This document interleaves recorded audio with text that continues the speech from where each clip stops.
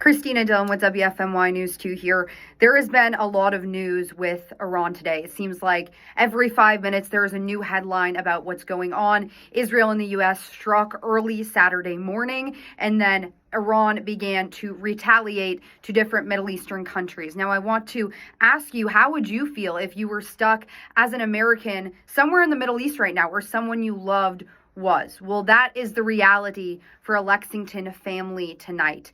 Shannon Elliott and her son are here in North Carolina in Lexington, but the other half of their family, Chris, the father, and 17-year-old Riley, well, they're stuck in Israel. Their trip began on Wednesday. I'm going to show you some photos of Chris and Riley. Riley chose Israel as her senior trip because she is devout in her faith, and she wanted to, in her own words, walk where Jesus walked. She wanted to see biblical sites and take this sort of pilgrimage with her father. They also went with a church group and others from the local community, about 20 people. And now it's turned into a nightmare. They've been shuffled between different shelters and bunkers.